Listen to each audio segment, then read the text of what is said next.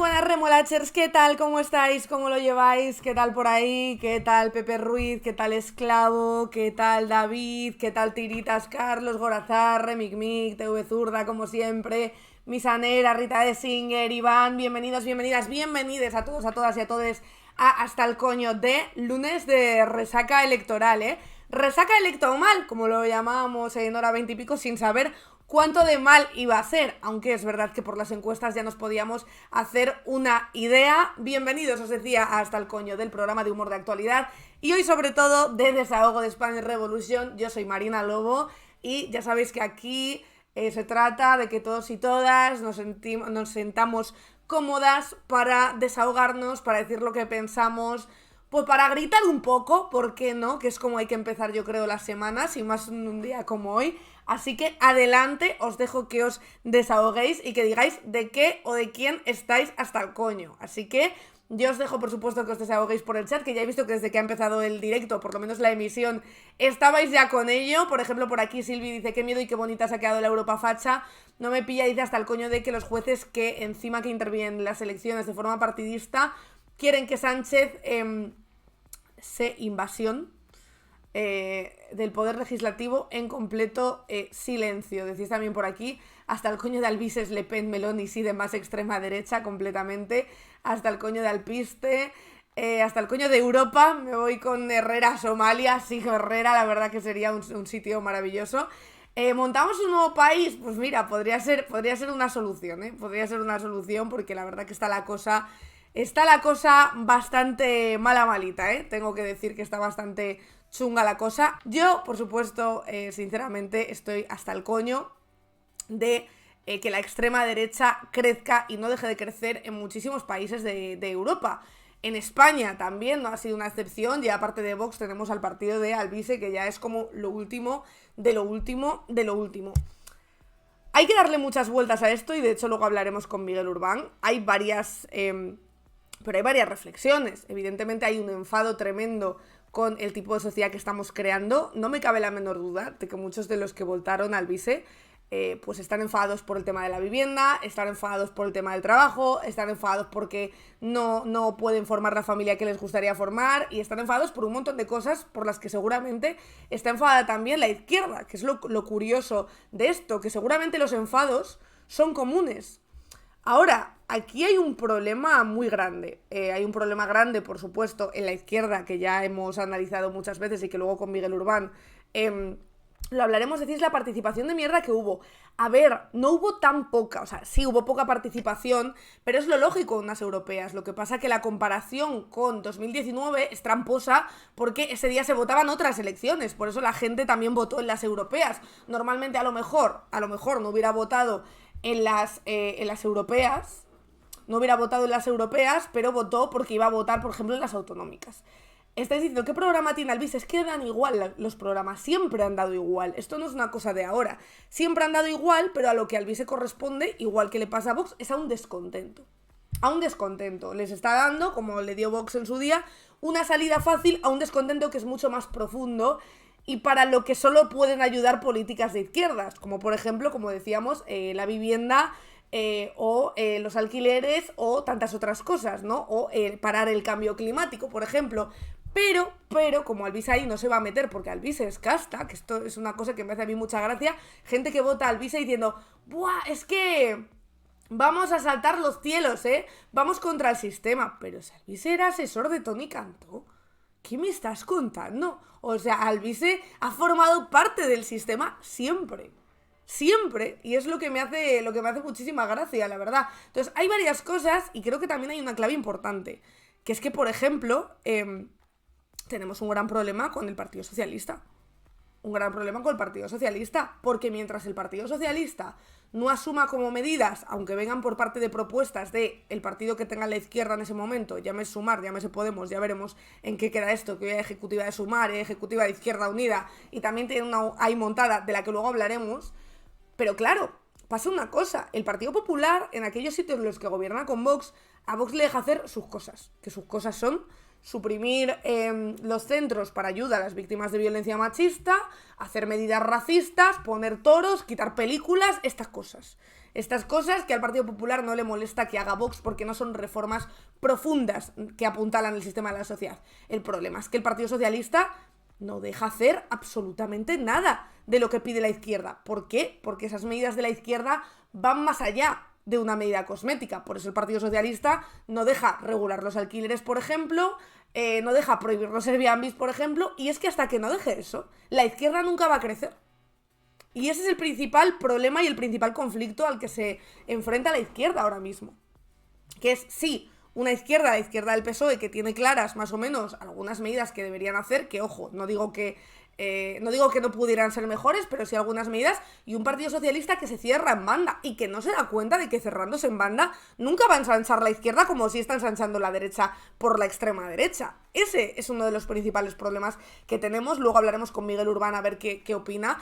Pero vamos a empezar, si queréis, un poco por los datos, aunque me imagino que muchos y muchas ya lo sabréis porque hoy se ha dado bastante la tabarra con esto. Datos de las europeas que se celebraron ayer, por ejemplo, el Partido Popular ha conseguido 22 escaños y ha subido 9, pero realmente el Partido Socialista ha conseguido 20 y solo ha bajado 1, que comparado con otros partidos socialistas europeos se ha mantenido bastante bien para todo el ruido que han hecho y para el escándalo que nos ha vendido aquí la derecha durante meses y meses que suponía en Europa la amnistía, que nos estaban diciendo poco menos que iban a derrocar ellos a Sánchez porque lo de la amnistía no podía ser. Y verdaderamente lo que estamos viendo es que el Partido Socialista aguanta a pesar de todo. Vox ha subido 2, ha llegado a los 6, no los 7, que era lo que se ponían como horizonte. Ahora República sigue en 3, Sumar ha conseguido 3 y se ha quedado fuera Manu Pineda, que esto me parece una cagada monumental, lo dije en su momento, me pareció una cagada no ponerle como candidato, más cuando el tema central era el genocidio que estaba cometiendo Israel y que Manu Pineda, sobre todo en los últimos meses, se había convertido en una voz autorizada y una voz conocida dentro del Parlamento Europeo.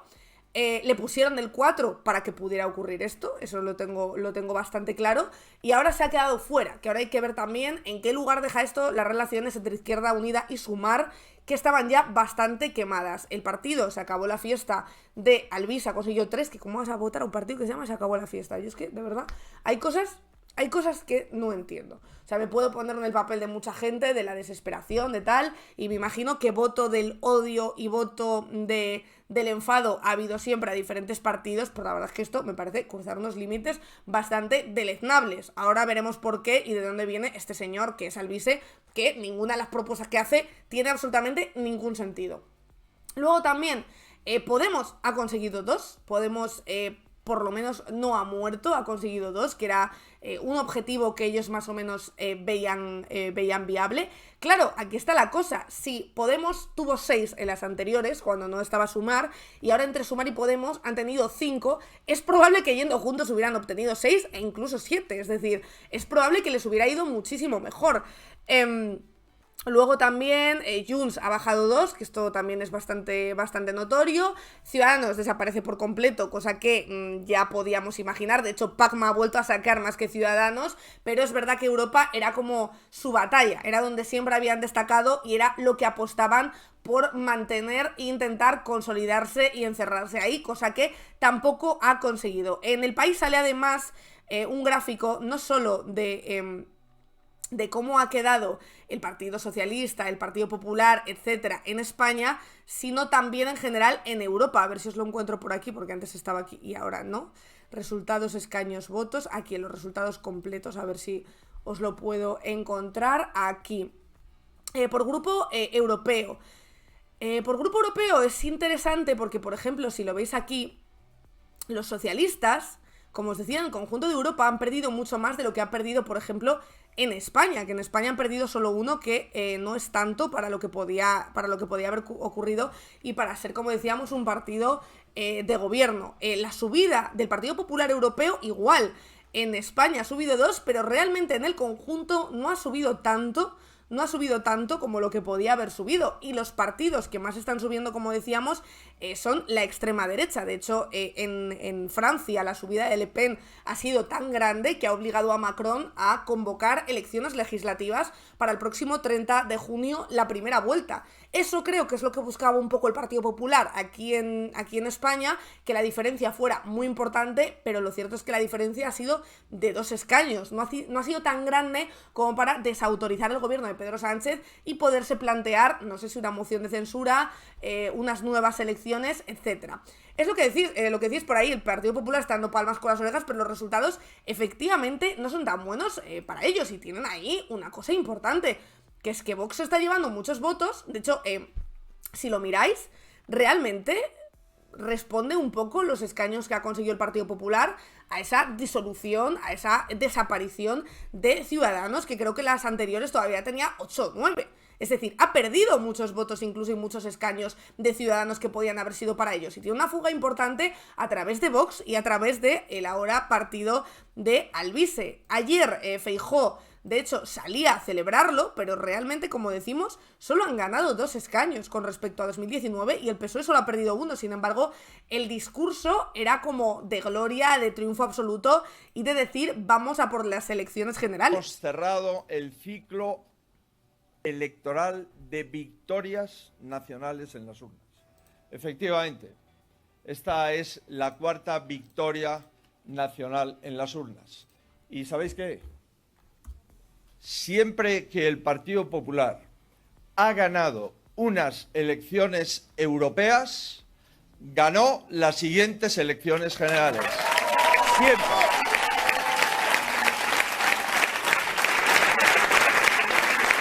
Es verdad.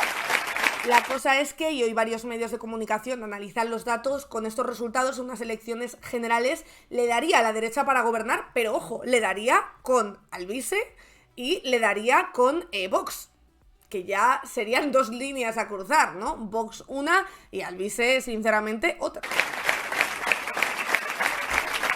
Es verdad, y acabo, que en este caso hemos ganado las elecciones generales del 23 de julio, pero ahora hemos ganado con mayor diferencia, 4 puntos de diferencia al Partido Socialista a las elecciones europeas. Por eso digo, no solamente vamos a ganar las elecciones generales, sino que vamos a gobernar después de las siguientes elecciones generales. Muchas gracias. Ojo, porque claro, Feijóo venía con esta estrategia de ir a por Sánchez, de quitar a Sánchez, de sacar unos resultados tan buenos que obligaran a Sánchez a irse. Lleva con este discurso desde que se repitieron las elecciones el año pasado, las autonómicas, luego las gallegas, también tuvimos las catalanas, etcétera, las vascas y ahora las europeas. Pero lo cierto es que ahora se terminan los periodos electorales de momento, a no ser que se presente una moción de censura apoyada por Junts, que ya veríamos en qué derivaría, pero de momento es verdad que ahora ya no nos esperan elecciones. Entonces está por ver también la estrategia que va a seguir el Partido Popular, porque no puede mantener esta estrategia de desgaste, o sea, ya no tiene un horizonte electoral en el que decir, si arraso en estas y el Partido Socialista se mega hunde, que no lo parece, puedo forzarle a irse. Ahora mismo ya no existe ese escenario.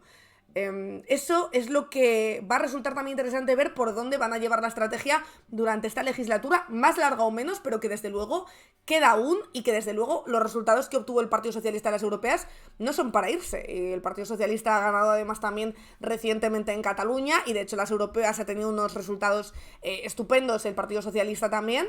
Y queda por ver cuál es esa estrategia o cómo rediseñar la estrategia. Por cierto, interesante también en Cataluña.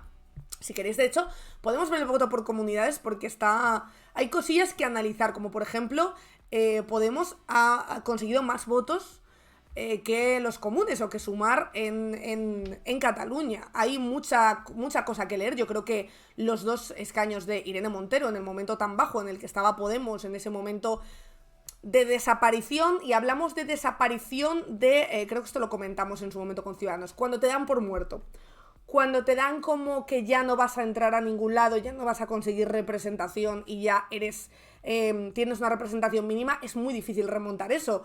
Podemos ha demostrado que ha conseguido esos dos, a pesar de todo eso sentir y de todas las elecciones anteriores que llevaba, que parecía que les ponían en una situación muy delicada, y hay mucho voto a Irene que no es de Podemos. O sea, creo que hay mucho voto a Irene que es del feminismo, y que hay mucho voto a Irene que es un voto antifascista, y yo creo que por ahí es por donde tiene que ir la cosa. Y luego ha habido cagadas en algunas campañas electorales, ahora ya lo puedo decir, en su momento no lo dije porque no quería, la verdad, tirar mierda sobre la izquierda antes de unas elecciones en las que la extrema derecha estaba en auge. Bueno, aparte del mitin ese terrible en el que esta mujer de Izquierda Unida Sevilla justificó el acoso a Irene Montero y a Pablo Iglesias en su chale, me parece acojonante, eso me pareció lo peor, y eso sí que lo comento porque me parece una línea roja que no se debería trazar nunca. Pero la campaña de pegar pegatinas en los candaditos de los Airbnbs, eso es un cagadón, pero como una casa, a nivel campaña. Eso fue una cagada tremenda, y no entiendo cómo nadie se dio cuenta de eso. En plan, ¿qué haces? O sea, esa campaña me pareció un cagado. Esa campaña me parece por donde no hay que ir, por ejemplo. Y ahora creo que con los resultados en la mano podemos empezar a analizar ciertas campañas que pueden ser muy dañinas para el conjunto de la izquierda. Estáis diciendo por aquí... a ver... Decís, la frase de Alan Barroso, que con Cintora le pregunta por Irene, y qué gran razón. Irene, difícil de matar, porque Irene va más allá de Podemos, creo, ahora mismo. Y también va más allá de Podemos precisamente porque la dejaron fuera de Sumar después de un lawfare y de un acoso mediático terrible contra ella, por lo que suponía, no porque fuera ella, que también, sino por lo que suponía para el feminismo la figura de Irene Montero y la figura de Irene Montero como ministra de Igualdad. Por eso creo que fue una gran confusión, yo lo dije en su momento, o sea, fue un gran error, perdón, no confusión es otra cosa, un gran error dejar a Irene fuera, y creo que a partir de hoy se deberían plantear ciertas cosas. Este sitio también por aquí... A ver, que me he quedado congelada. Yo me veo aquí tranquilamente hablando, creo que no. Decís también por aquí, a Isa Serra también se lo hicieron, sí, es verdad, que lo comentamos aquí en su momento con ella. Si no hubiera sido la pareja de Iglesias, no la hubieran perseguido así. O sea, evidentemente en Irene se juntan varias cosas, pero yo creo que a Irene como ministra de Igualdad la hubieran perseguido también, O sea, yo creo que Irene como ministra de Igualdad, con las reformas que hizo, le hubiera caído exactamente igual. Le hubiera caído exactamente igual. Otra cosa es que la persecución empezara por eso. Pero sí que la hubieran perseguido para mí. Decís por aquí, Sumar no se va a bajar el burro. Ojo a ver lo que ocurre con esto, porque ya he visto algunas voces, por ejemplo, en Más Madrid, pidiendo explicaciones. El propio Manu Pineda, que como decíamos se ha quedado fuera, que ha estado aquí muchas veces Manu Pineda, y me parece un europarlamentario... buenísimo, y me dio mucha pena cuando le pusieron el puesto 4, porque es verdad que ya se veía venir para lo que iba a quedar. Pero Manu Pineda también puso un tuit ayer bastante respetuoso, pero sí que cargado, ¿no?, de contenido y de mensaje, que os lo pongo por aquí. Manu Pineda decía, no ha sido posible, los resultados son claros y la candidatura de Sumar no ha recibido los apoyos suficientes para que sea elegido eurodiputado. Quiero agradecer a toda la gente, a Izquierda Unida y al PC por su altura de miras. La Dirección Federal de Izquierda Unida celebrará mañana, es decir, hoy, una reunión extraordinaria para analizar estos resultados y sus implicaciones. Quiero agradecerle a Estrella Galán y al conjunto de los equipos la candidatura, su implicación y su campaña, y les deseo los mayores éxitos. Creo que a pesar del resultado hicimos lo correcto, éramos conscientes del riesgo que corríamos. Nuestro deseo siempre ha sido no dividir más a la izquierda, y en eso vamos a seguir trabajando. Debemos reflexionar profundamente sobre el papel que estamos desempeñando como espacio político que aspira a ser la referencia de la izquierda transformadora, así como analizar el auge de la extrema derecha y la pérdida de peso electoral de nuestro espacio.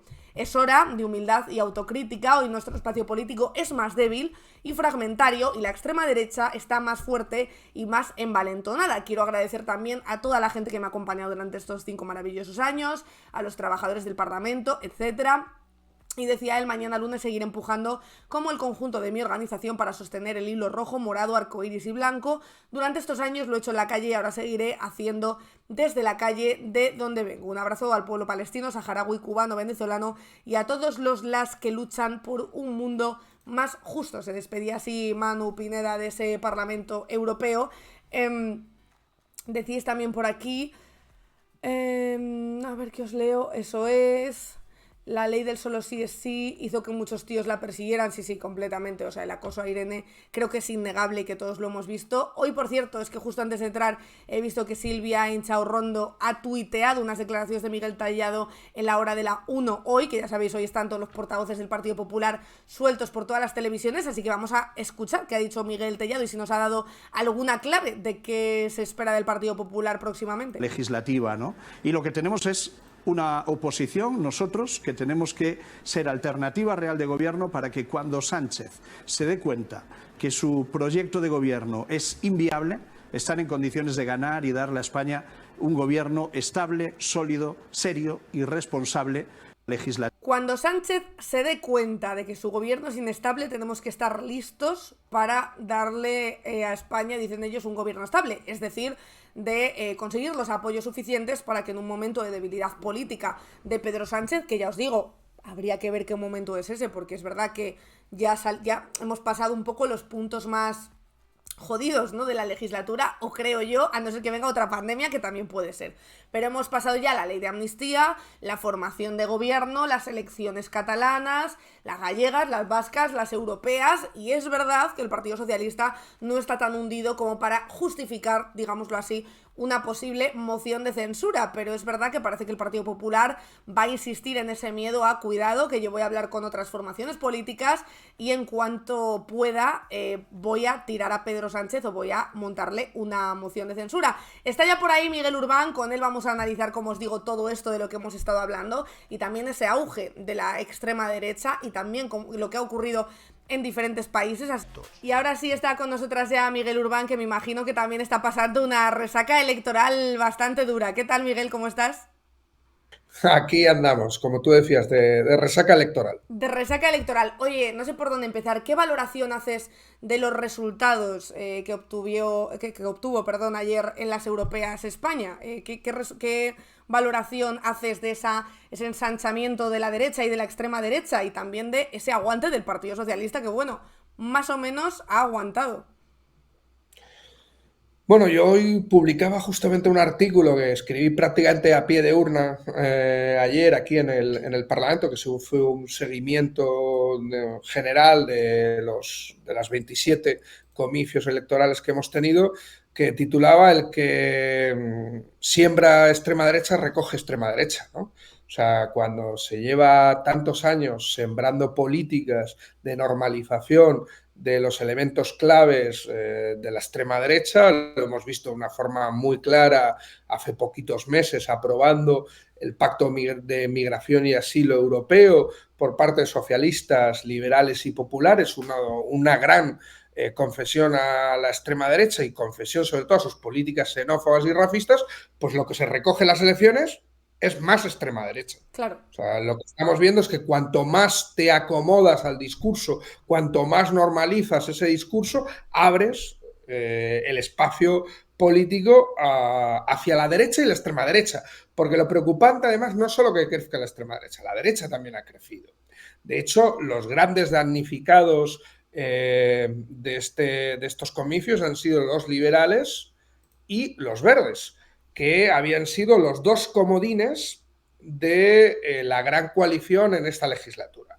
Hay que recordar que en las elecciones del 2019, por primera vez, la gran coalición, o sea, socialistas y populares, perdieron su mayoría absoluta en la Cámara, por el crecimiento de la extrema derecha, pero también por el crecimiento de liberales y verdes. Eso ha hecho que durante esta legislatura tuvieran que pivotar las mayorías electorales con los liberales de Macron y con los verdes. Estos dos grupos, que venían teóricamente a renovar la gobernanza europea, lo que han visto es que han sido los grandes damnificados, porque si el Partido Socialista creo que ha debido perder como 6-7 diputados, los liberales han perdido 22 y unos 18 los verdes, ¿no? Para que más o menos nos hagamos un poco a la idea. Ahora, cuando se terminen de agrupar todos los diputados, porque tenemos todavía unos 100 y poco diputados que no tienen grupo y que tienen que ser asignados, yo creo que la izquierda más o menos se va a quedar o va a aumentar levemente el número de inscritos. Especialmente importante reseñar que en Italia se vuelve a conseguir representación y yo creo que eso es una buena noticia. En Finlandia se consigue la segunda fuerza y ahora hay que ver cómo sale en Irlanda, pero en Irlanda se puede estar también en una situación de segunda fuerza por parte de la izquierda. Más o menos para que la gente se haga un panorama.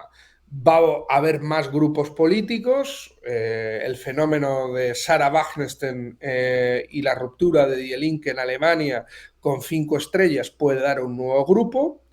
El gran debate va a ser las próximas 3 semanas, donde se está constituyendo los grupos del Parlamento Europeo, si Meloni se mantiene en el grupo de la extrema derecha de CR o, y esto no es descartable, pasa al Partido Popular. Va habiendo negociaciones bastante fuertes para intentar conseguir que Meloni pase al Partido Popular. De hecho, el grupo ECR ha pedido ser el último en constituirse. Y eso es justamente por la dificultad que están teniendo ahora mismo, en donde hay 2 pulsiones. Que Meloni pase al Partido Popular y configure con Forza Italia un nuevo grupo popular más radicalizado, ¿no? Al estilo de lo que ya hizo Berlusconi en su momento con Alianza Nacional, o que con Le Pen pueda constituir una suerte de supergrupo de la extrema derecha e incluso le pudiera disputar la segunda plaza a el Partido Socialista Europeo siempre que consiguiera contar con los diputados húngaros de Orbán del Fidesz, ¿no? Esos serían las 2 grandes. De hecho, en campaña electoral pasó un poco inadvertido, pero el propio Buxadé de Vox, el candidato de Vox, le dijo a Feijóo: no te fijes en Meloni porque Meloni es de las nuestras, sí.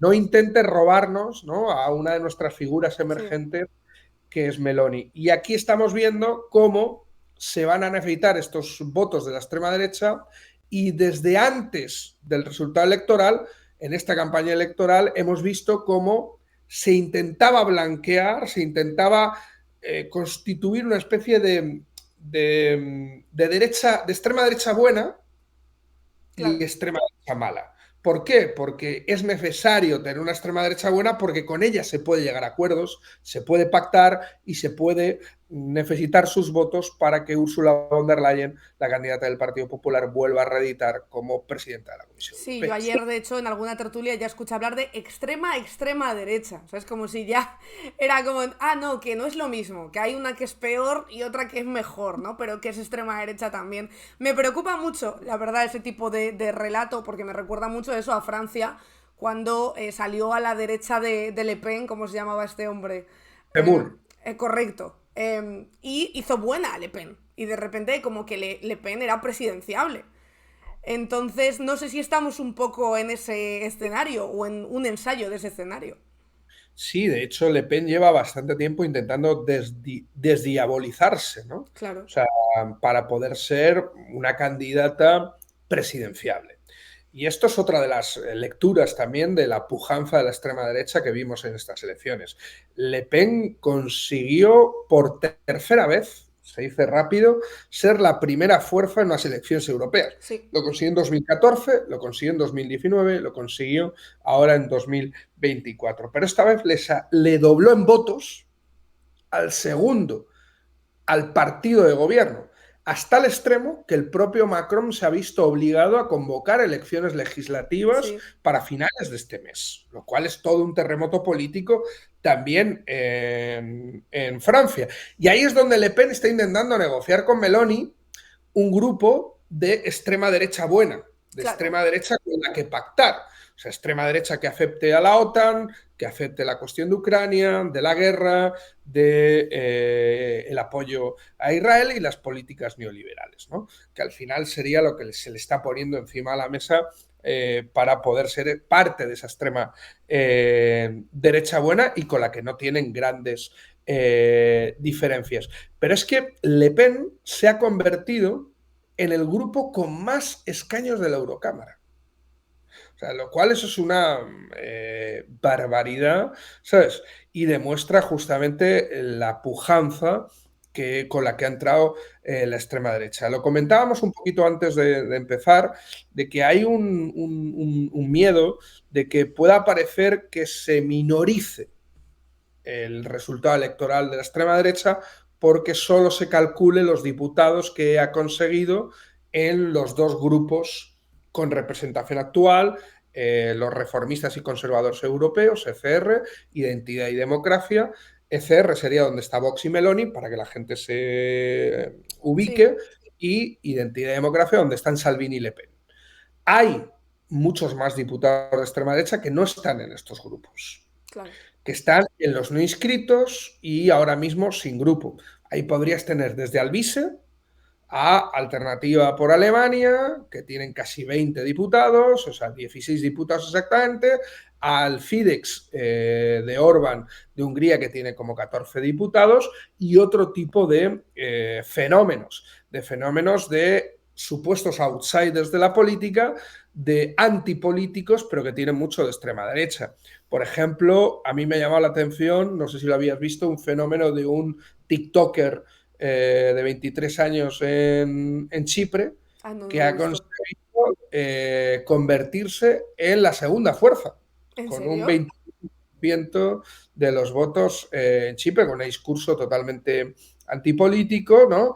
Y diciendo que él decía, no tengo ni idea de Bruselas, ni de lo que pasa ahí, ni tampoco me ha importado nunca, ¿no? O sea, con una lógica de voto de protesta que ha tenido mucha fuerza en estas elecciones europeas.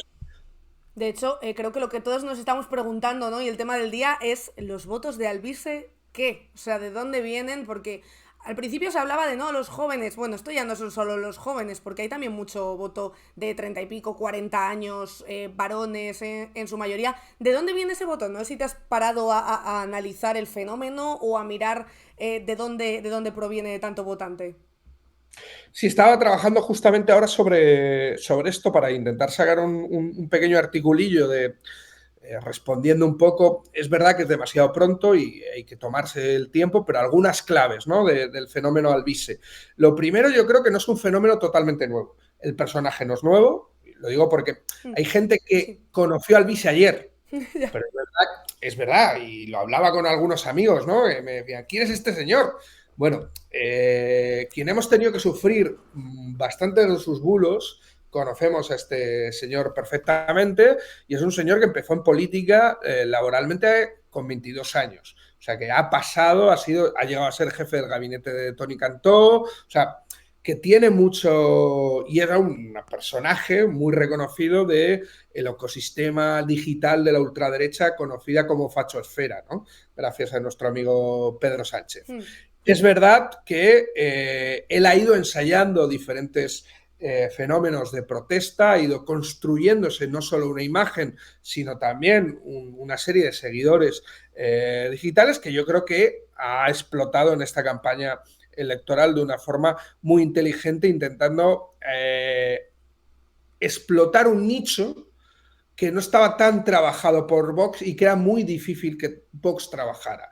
La lógica antipolítica, antipartido, de hecho no es un partido, es una coalición de electores, y contra la partidocracia, ¿no? Evidentemente tiene elementos comunes de la extrema derecha, anti-inmigración y demás, pero el eje era contra corrupción y con el tema de la partidocracia. Esto nos recuerda mucho al fenómeno, yo creo que a las personas un poquito más mayores se acordarán, a la agrupación Ruiz Mateos. No sé si nos acordamos de Ruiz Mateos. Ruiz Mateos en el 89, con una candidatura también contra la partidocracia, contra la corrupción y contra el gobierno del Partido Socialista, no sé si nos suena algo, consiguió 2 eurodiputados y más de 600.000 votos. Con lo cual vemos que esa lógica de voto de protesta, de populismo contestatario, ya se había ensayado con éxito en el Estado español y que es muy propicio a ensayarse en las propias elecciones europeas. Que el fenómeno no es tampoco exclusivo de español, hablábamos del TikToker en Chipre antes, pero tenemos un motorista al estilo Milei en República Checa, o sea, que podríamos tener varios sujetos que comportarían un fenómeno similar al de se acabó la fiesta y al propio Alvise de explotar esa lógica de voto contestatario, de protesta y demás, en donde el elemento, sobre todo, también está muy, muy presente la cuestión no solo la antipolítica y la partidocracia, sino también de los bulos y la conspiranoia, que es una cuestión muy presente en el propio Alvise, muy presente en cómo ha construido el canal de Telegram y sus redes sociales, fundamentalmente en Instagram, para llegar al resultado al que hemos visto ahora mismo, ¿no? Sí, pero es verdad que los bulos y la desinformación a mí siempre me llama mucho la atención porque hay mucha información también sobre los bulos y sobre la desinformación. Y eso me lleva a pensar de que hoy mucha gente de la que se traga bulos y los difunde porque quiere tragárselos, pero realmente tendría muy fácil poder desmentir ese bulo o poder comprobar si es verdad o no. Sí, el problema es que normalmente no está estudiado. O sea, quien recibe normalmente el bulo es proclive a querer creer en él, ¿no? Y yo creo que esto es un elemento muy importante. El bulo lo que hace es reafirmar una idea ya persistente en muchos de los casos, ¿no? No es casual que el modelo de comunicación privilegiado por Alvise sea un canal de Telegram. Un canal de Telegram en donde ha construido toda una comunidad, en donde el bulo y la conspiranoia es una cuestión fundamental que genera una cierta identidad. Y yo creo que esto no lo podemos menospreciar. En un momento de ruptura de las identidades, donde el neoliberalismo rompe cualquier tipo de identidad, Alvise construye una comunidad digital, una comunidad con una identidad fuerte, ¿no? Y lo traslada de lo digital al mundo real y electoral en esta campaña, en donde aparece como una especie de suerte de héroe antipartidos, antipolítica y anti-establishment, ¿no? Se vende como un outsider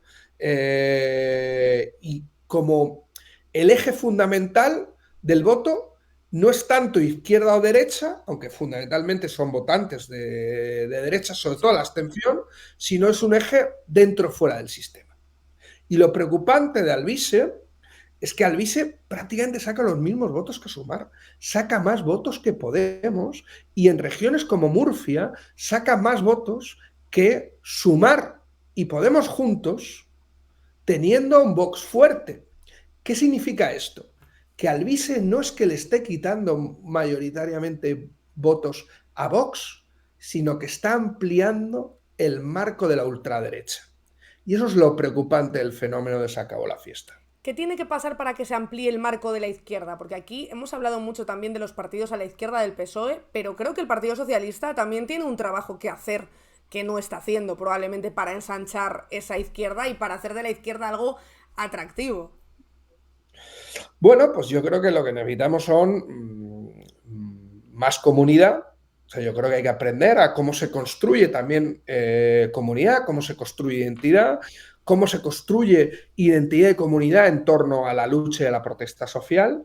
Creo que en este tiempo, aunque no se haya podido manifestar de una forma clara electoralmente, yo creo que las protestas populares en solidaridad por Palestina, yo creo que sí han aportado bastante a la hora de ensanchar el espacio de la izquierda. Ensanchar el espacio de incluso de lo que nos decían que era posible o no posible. O sea, Sí. lo hablamos aquí justamente. Yo no creo que no se hubiera reconocido al Estado palestino sin las protestas. No se hubiera, aunque fuera un fake lo de la entrada en apoyo a la Corte Internacional, no hubiera pasado nunca sin las protestas de Palestina. Muchas de las universidades nunca hubieran roto relaciones con las universidades de Israel si no hubiera habido estas protestas. Se ha abierto un espacio político. Necesitamos construir un movimiento que cuestione, que pase también de Palestina a cuestionar también esa Europa del rearme, de la remilitarización, de la guerra, una suerte de austeridad armada, que es lo que vamos a ver en el próximo periodo, que necesitamos espacios como los que se ha creado en las protestas de Canarias, de Baleares, de Cantabria, como las que se están convocando ahora mismo en Cataluña, diciendo no se vende, nuestro territorio no se vende, contra la turistificación, contra la degradación del medio ambiente, esa lógica de ecosocialismo tan apegado al territorio, yo creo que abren espacio para la izquierda. Lo que pasa es que muchas veces tenemos mucha impaciencia y vemos la cuestión electoral como un atajo. Y al final, viéndolo como un atajo, nos perdemos en lo importante. Lo importante es construir victorias sociales que se traduzcan en victorias políticas y de ahí traducirlo en victorias electorales. Claro. Pero rara vez es al revés. Vemos victorias electorales que luego se traduzcan en victorias políticas. Claro. Rara vez se ve así. Y entonces buscamos el atajo más sencillo, que es la cuestión electoral, ¿no? Y por eso yo creo que tenemos que volver a reconstruir comunidad, a reconstruir procesos de lucha y a entender el momento histórico tan complejo en el que nos encontramos y tan importante. ¿Se puede reconstruir la izquierda, hablando de la izquierda del PSOE, por supuesto, ahora mismo tal y como está? Porque ayer también, y lo hemos hablado aquí al principio, vimos esa fragmentación de la izquierda que una vez más penaliza y que una vez más pues es triste que tantos votos se pierdan por el camino por no haber llegado a un acuerdo y que haya gente pues que se quede fuera, como por ejemplo Manu Pineda, que justo hablando del tema de Palestina e Israel ha sido de los que más ha dado la nota y ha sido de los que más ha dado la cara. ¿Cómo valoras en el momento en el que se encuentra la hora? ¿Crees que es posible reconstruir algo desde esta derrota o por lo menos esta confirmación de que juntos no sé si van a llegar muy lejos? O sea, por separado, perdón. Bueno, yo creo que muchas veces ponemos un peso excesivo en el mantra de la unidad de la izquierda. Sí. Si volvemos a mirar hacia la extrema derecha, yo creo que si Alvise se hubiera juntado a Vox, no hubiera sacado mejor resultado. De hecho, Alvise lo que ha conseguido ha sido complementar al propio Vox ampliando el marco de la extrema derecha, ¿no? Sí. Con lo cual yo creo que a veces pensamos que como gran parte de nuestras soluciones, yo lo veo otra vez como una lógica de atajo, ¿no? O sea, ¿cómo vamos a parar esto? Uniéndonos. Bueno, creo que hay que estar unido en la calle, hay que estar unido en las luchas, ¿no?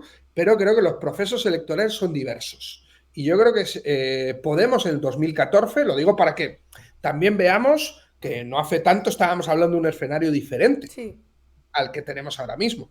Podemos en 2014, sin ir unido a Izquierda Unida, por ejemplo, consiguió ampliar de una forma muy grande el espacio de la izquierda, hasta tal extremo que se consiguieron entre Podemos, Izquierda Unida, Iniciativa per Catalunya y Compromís Equo, ¿no? Que sería más o menos el arco actual, se consiguió 12 eurodiputados. 12 sí, eurodiputados. Quizás más importante que ir unidos es no pelear el uno por los votos del otro, ¿no? Porque es verdad que hemos comentado aquí muchas campañas de las que han hecho de cara a las europeas, que era por el voto de Sumar o de Sumar por el voto de Podemos, que es como, bueno, creo que el foco debería estar en otro lugar más amplio, ¿no? A lo mejor falta esa altura de miras más que se junten o no. Eso es, y sobre todo, como reconstruir también el tejido por abajo del que estábamos hablando.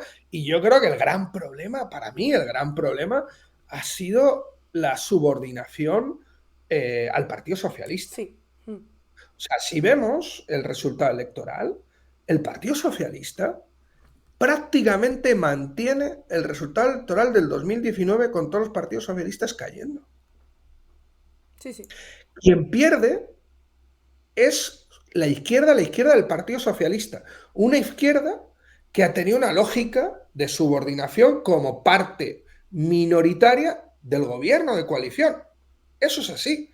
Si vemos 2014, la lógica es todo lo contrario. Es una lógica de impugnación, es una lógica de apertura, es una lógica antisistémica que permite abrir el espacio y que permite canalizar un voto de protesta hacia la izquierda y no hacia se acabó la fiesta.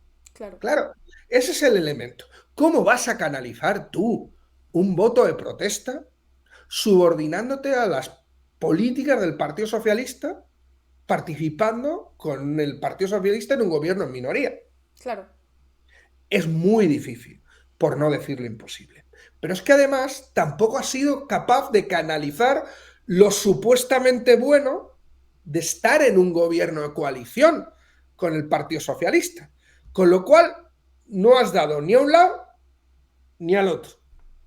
Y has visto que entre la abstención y el Partido Socialista te han crujido. Claro. Porque ¿cuál era el mensaje de Sumar en estas elecciones europeas?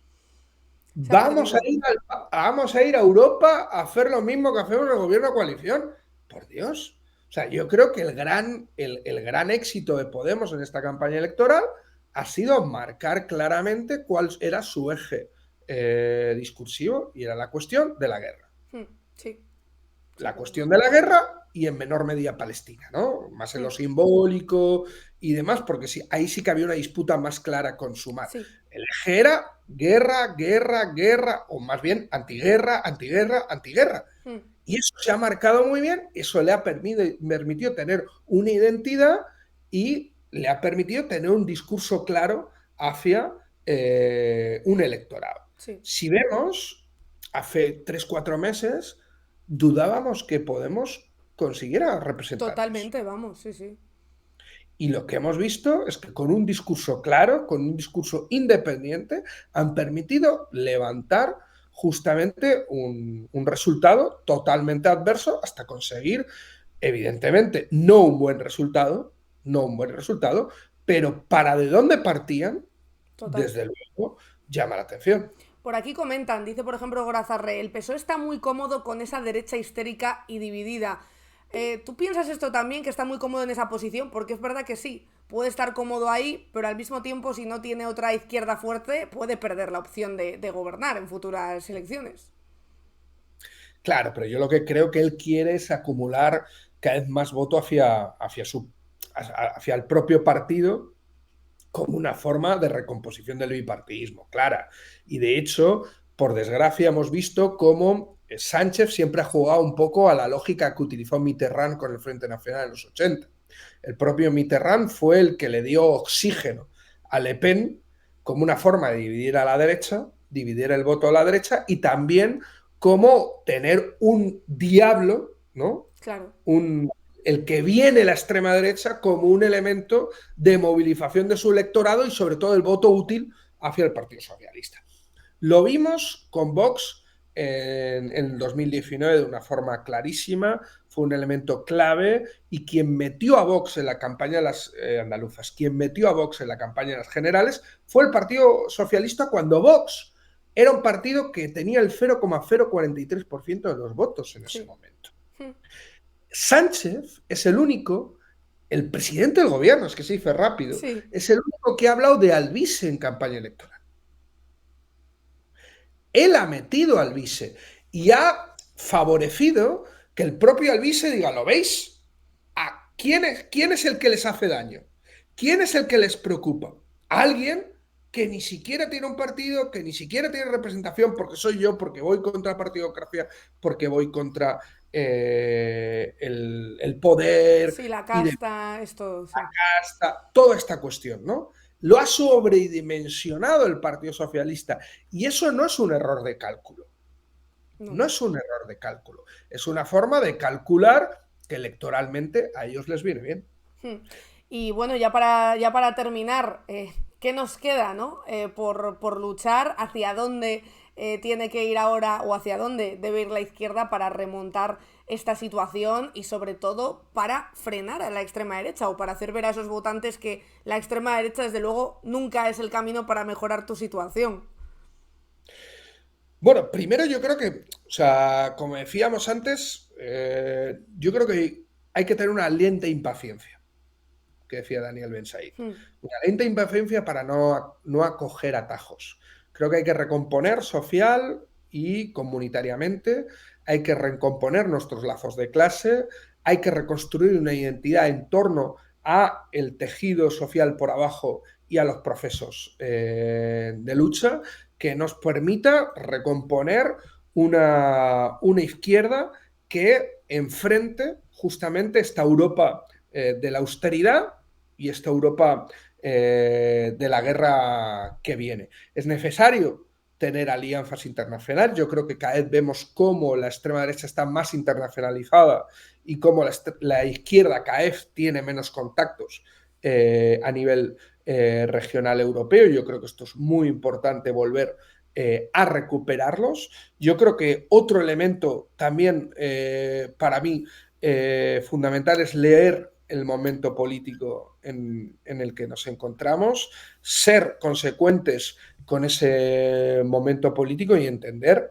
que lo que nos estamos jugando es la guerra y no es cualquier cosa, ¿no? Entonces yo creo que ahí la izquierda tiene que estar a la altura de los retos que exige, y eso significa que necesitamos más una izquierda de combate que una izquierda que se subordine al socialliberalismo, que al final está impulsando, no lo podemos olvidar, justamente esos tambores de guerra en Europa. Necesitamos en cierta medida una izquierda que pueda ser capaz de canalizar los malestares contra este sistema.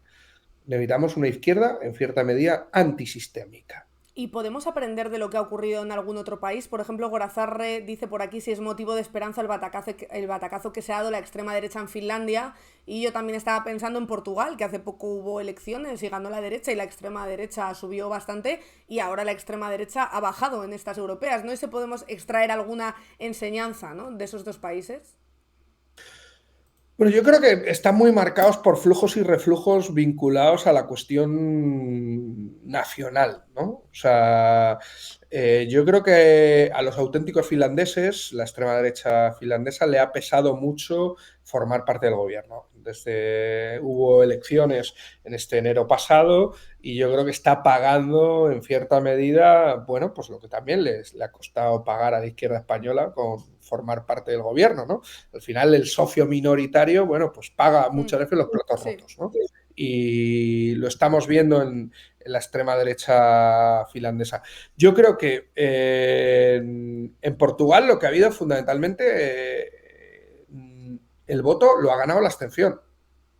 Si vemos los datos de la abstención en Portugal son brutales. De hecho, se habla un poco de... hay un elemento que es el voto de protesta como fórmula de encauzar un malestar con este sistema que genera precariedad, desigualdad contra la propia Unión Europea, pero hay otro mecanismo, otro test del algodón, que es justamente los índices de participación, y los índices de participación en las elecciones europeas son bajísimos. Claro. En toda Europa, lo cual muestra también ese malestar. Ni siquiera la extrema derecha consigue canalizar el conjunto de los malestares diversos. Bueno, pues ahí hay un espacio también justamente en el que crecer y en el que construirse, en la politización de esos malestares. Claro. En el momento, justo lo comentábamos, no sé si fue la última vez que viniste aquí, al final tienes a gente que, bien o mal, pero por lo menos se ha empezado a politizar o se ha empezado a interesar por la política. Ahora hay que ver cómo llevarles a tu lado, pero desde luego ahora hay más gente que se está politizando que antes no estaba, ¿no?, en el espectro. Justamente, y yo creo que ahí es donde nosotros tenemos que hacer un trabajo político, trabajo de base, sin menospreciar ni muchísimo menos pues las nuevas formas de comunicación, pero yo creo que las nuevas formas de comunicación no pueden suplantar justamente a la inserción social, a ese trabajo boca a boca, a ese trabajo de experiencia colectiva que construye conciencia, ¿no? Yo creo que es un elemento fundamental. Al final, la forma de que no entren los discursos de odio por aquí en nuestros barrios, ¿no?, es construyendo comunidad en donde tú puedas hablar con tu vecina y con tu vecino sobre lo que te llega al propio móvil, para contrastar si ese bulo es verdad o no, para poder socializar. Al final hay un problema de socialización grave en estas sociedades neoliberales que acaban con cualquier espacio de sociabilidad. Totalmente. Nosotros tenemos que reconstruir eso reconstruir comunidad, es reconstruir un tejido social. Yo creo que ahí tenemos gran parte de las soluciones. Miguel Urbán, pues muchísimas gracias por pasarte por aquí a comentar esos resultados de las elecciones europeas. Nos vemos pronto.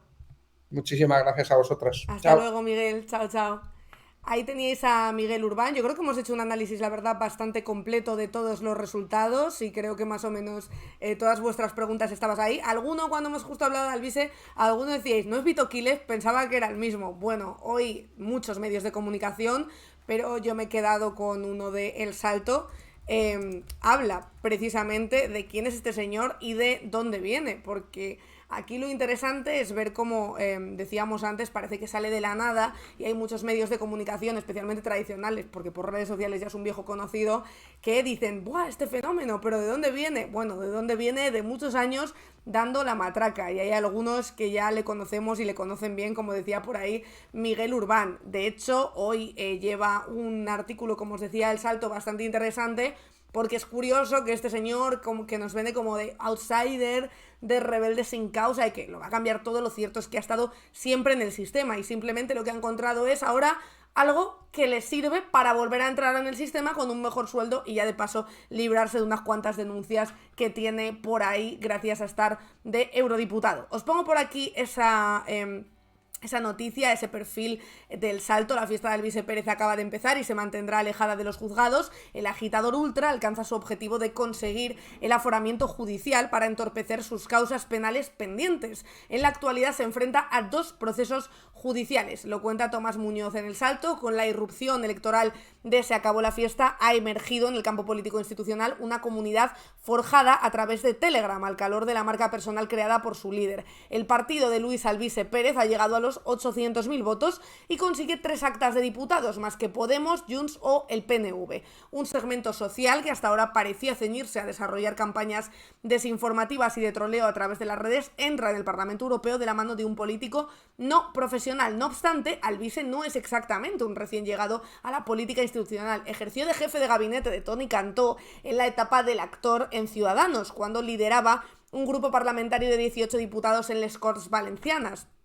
También desde su papel en la trastienda influía en la comunicación del político y se iba familiarizando con las dinámicas institucionales y parlamentarias de las que ahora formará parte activa. Tras el colapso de Ciudadanos y la fuga de Toni Cantó hacia la madrileña oficina del Español, impulsada por Ayuso, Alvise empezó a centrarse en la comunicación política en el mundo cibernético y a forjar relaciones de colaboración con agitadores ultras que acostumbran a diseminar bulos. Alvise comenzó a conducir campañas financiadas y amparadas por Hazte Oír, la filial española de Citizen Go, presuntamente conectadas a la organización ultracatólica secreta El Yunque, porque siempre hace falta dinero detrás, amigas, para estas cosas.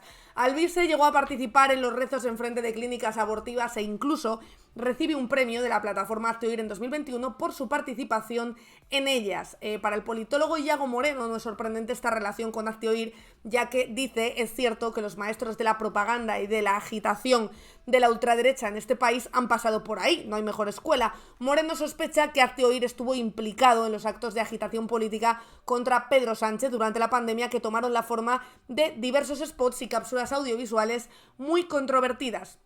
El mítico de la playa que salen todos los cadáveres y una persona de vacaciones, las pintadas de un ciudadano obedece, las falsas cartillas de racionamiento. Ese momentum de la pandemia supuso un trampolín para la popularidad de Alvise. Precisamente en esta época, Facua, que ya traeremos a Rubén, que es buen conocedor de este personaje, Facua destapó un negocio gestionado por él, dedicado a la venta online de merchandising para pedir la dimisión del gobierno en bloque. En un capítulo de su libro ¿Por qué dejas que te roben?, Rubén Sánchez explica que, además de banderas, ofertaban carteles y camisetas con la cara de Pedro Sánchez, junto a lemas que aseguraban que España estaba presidida por un tirano que, emulando al gran hermano de George Orwell, aprovechaba la pandemia de la COVID para aprobar medidas cuya finalidad principal era controlar, decía, a la población y censurar las heroicas voces disidentes. El establecimiento, alojado en la web tienda.gobiernodimisión.online, vulneraba las leyes de protección de datos, de defensa de los consumidores y de comercio electrónico, entre otras irregularidades.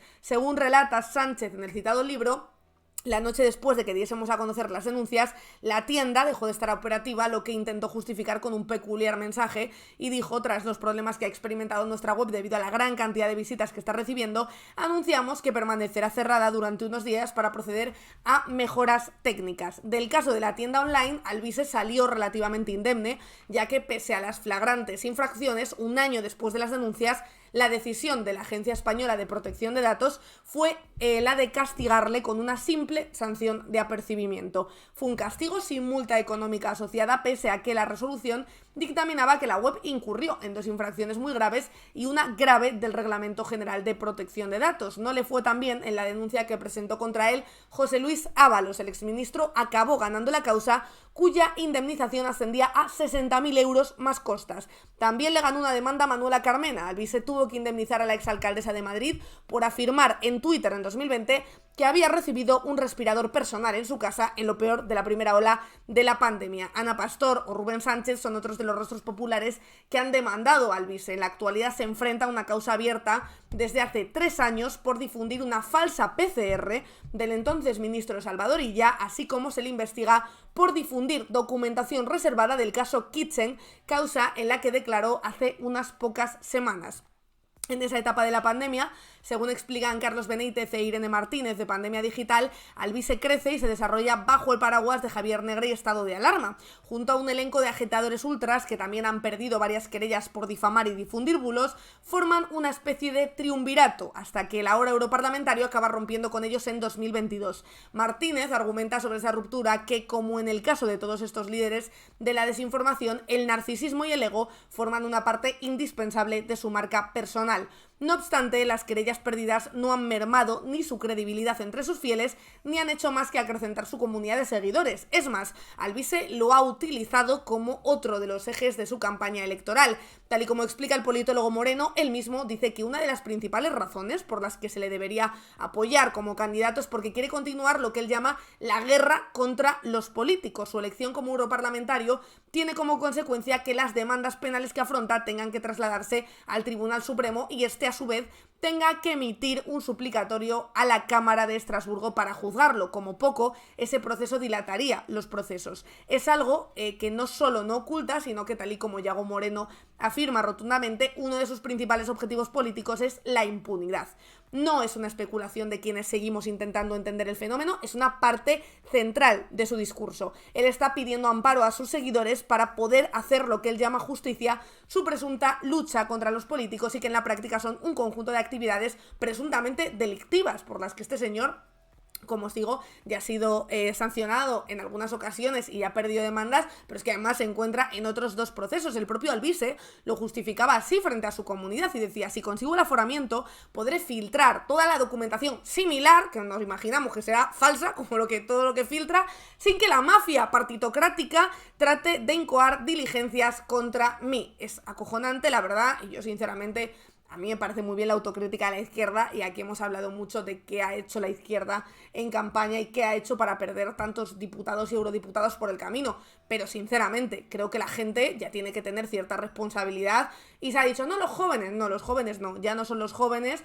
Puede que fuera un fenómeno creciente entre los jóvenes por lo novedoso y por el uso de las redes sociales, pero esto ya va mucho más allá, y también esa gente tendrá que tener una responsabilidad por votar a una persona que, como os digo, ya ha sido condenada a pagar multas por difundir informaciones falsas. Es que es acojonante.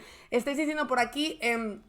su corrupción es la buena y legítima para ellos. A mí me recuerda un poco a cuando de repente salió Podemos y decía, no, es que a mí... yo prefiero que me roben, pero que lleven corbata. Es como, pero tú no te estás dando cuenta de que estás diciendo una gilipollez. Pues esto es exactamente igual. Estáis diciendo también por aquí... a ver... Os leo, tweet, si estás preocupado por el resultado de las elecciones del Parlamento Europeo por lo de Alpiste, recuerda que Ciudadanos con 7 eurodiputados ha desaparecido y que el cuñado ni se crea ni se destruye, solo se transforma. Pero ojo, porque esto es parte de lo que decía Miguel Urbán antes, que se está tirando hacia ese relato de realmente no han sacado tantos votos, cuando si sumamos los de diferentes grupos europeos, lo cierto es que la extrema derecha se ha ensanchado muchísimo, muchísimo más de lo que podemos ver seguramente en estos resultados en España. Y claro que es peligroso, no solo porque aparezca, sino por a dónde lleva ese discurso de la derecha y de la extrema derecha. Es para mí, y bueno, y por marcar un camino. Porque parece que ahora, si eres un delincuente que pues difundes informaciones falsas, desinformaciones, mientes, insultas, dejas que en tu chat haya amenazas de muerte, etcétera, como ha hecho este señor con lo suyo, parece que hay un premio que es ser eurodiputado. Entonces, a mí lo realmente peligroso me parece eso, el precedente que supone que este tipo de personajes entren a formar parte del ecosistema político. Decís también por aquí, yo he oído discursos de que si el rey no puede robar, ¿quién va a robar? Claro, exactamente. O el de todos lo haríamos si pudiéramos robar. Pues no, perdona, a mí no me metas en el mismo saco que a ti. No todos lo haríamos y no todos somos lo mismo. Y esto es lo que hay que decir más entre la izquierda también. Por cierto, antes de irme, que tengo hoy bastante lío, hoy tengo un evento, por cierto, en Madrid, para los que estéis por Madrid, más o menos cerca del centro, o bien comunicados, bien comunicadas con el centro. Tengo un evento en la Casa de León, que tengo que decir que me hace mucha ilusión, la verdad, que me inviten, porque no había ido nunca y había pasado varias veces por ahí y estaba yo diciendo, madre mía, ¿qué hará en ese sitio? ¿Estará guay ese sitio? Pues me han invitado aquí a la Casa León en Madrid, que está en la calle Pez 6, bastante céntrico, para, pues, charlar sobre cosas, sobre lo que queráis. Podéis venir, charlamos un rato, la entrada es libre, es hoy a las 7 de la tarde, así que mira, si estáis por el centro, no sabéis qué hacer, pues venís, hablamos un rato y ya nos cagamos juntos y juntas y juntes en lo que haga falta. Así que ahí os dejo, como os digo, esa convocatoria por si os queréis venir, ya os digo que es libre, venís a las 7 de la tarde, os apetece, pues venís y ya está. Decís también por aquí, a ver qué os leo. Os leo lo del chat, lo que decís. León a León, Zamora y Salamanca. Lo descubriré hoy cuando vaya a la Casa León. A ver de qué palo va esa gente. También decís por aquí, a ver cuándo vienes a tierras del Levante. Pues no, próximamente creo que no tengo nada. Calle del Pez. Calle del Pez. Calle El Pez 6. Está, bueno, bastante céntrico y bien comunicado. O sea que mira, si os viene bien, pues por allí nos vemos. Aparte de eso, como os digo, yo me tengo que ir porque, como os imaginaréis, hoy, hora 20 y pico, viene bastante cargadito con el tema de las elecciones europeas y sobre todo de la resaca de las elecciones europeas. Por cierto, estaba leyendo portadas, acabo de leer que ya os he dicho hoy que hoy había ejecutiva de Sumar, también de Izquierda Unida. Aquí, como os decía al principio, Más Madrid abre una reflexión sobre su relación con Sumar y exige responsabilidades a la dirección. En el punto de mira ponen la incapacidad, dicen, para incorporar y respetar a las organizaciones con arraigo territorial y con resultados sólidos. Así que probablemente a lo largo del día de hoy vayamos a ver, no sé si decisiones, pero desde luego sí que diferentes debates dentro del seno de la izquierda. Mañana lo comentaremos, si es que hay algo noticiable o interesante. Hasta entonces, pues os dejo reflexionando, cagándoos en todo y sobre todo habiendo pasado ya la mitad del lunes, que mira, por lo menos partido hasta el coño de, hombre, pues te digo una cosa, mucho mejor nombre que se acabó la fiesta, que me parece una bajona completamente absoluta. A mí hasta el coño de me representa muchísimo. ¿Quién sabe? Igual para otras europeas. Sí, como decía Miguel Urbán, hay muchos personajes que entran, ¿por qué no nosotros, verdad? Bueno, es que a mí el clima de Bruselas me da un poco de agobio, la verdad. Ya hoy está lloviendo y ya estoy más triste por eso. No sé si podría yo vivir allí, sinceramente, más sentada al lado de un señor que ha hecho de su campaña follarse ardillas. O sea, quiero decir, no sé yo si estoy hecha para eso, como ya hemos hablado muchísimas veces. Pero bueno, quién sabe a dónde puede llegar esta comunidad. Nunca se sabe. Es decir, por aquí en Bruselas hay tremenda farra. Puf, es que yo ya no estoy pa' farra, yo estoy pa' karaoke. Y allí no van a dejarme cantar Andy y Lucas en el karaoke. ¿Sabéis? Yo voy al karaoke a cantar La Oreja Van Gogh, Andy Lucas, no voy a cantar temas en inglés. Eso es de pringaos, sinceramente. No me gusta eso. En fin, os voy a dejar por aquí, a ver con quién os dejo hoy. ¿Quién está hoy en directo? ¿Quién está hoy y por qué? Es verdad que se me olvidó mirar esto, que ahora sale diferente. Ahora de repente ya no me salen los que yo sigo. No me salen los que yo sigo. Me lo pongo aquí siguiendo. Y me pone siguiendo, pero es que yo a esta gente no la estoy siguiendo como para hacerle right. Cristóbal o Nudomedia. Pues venga, vamos a dejaros con Cristóbal, que hace tiempo que nos dejamos con Cristóbal por ahí. A ver qué tal está pasando en la resaca electoral. Os dejo por ahí con Cristóbal Gázquez, que tiene un montón de gente en directo, pero bueno, esta locura, pues nada, vamos a sumar unos cuantos remolachers más a ese directo, ese streaming de Cristóbal Gázquez. Muchísimas gracias, chicos y chicas, por estar ahí. A ver si nos vemos algunos hoy a las 7 de la tarde. Si no, mañana, como siempre, a partir de las 12:30, aquí en Spanish Revolution, en Hasta el Coño de. Lo dicho, nos vemos.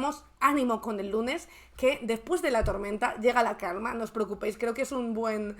creo que es una buena metáfora o una buena frase hecha para hoy, así que ánimo, que ya por lo menos estamos a mitad del lunes. Un besito, remolachers, y mañana nos vemos aquí. Chao, chao, chao, hasta luego, muchas gracias, adiós. Spanish Revolution.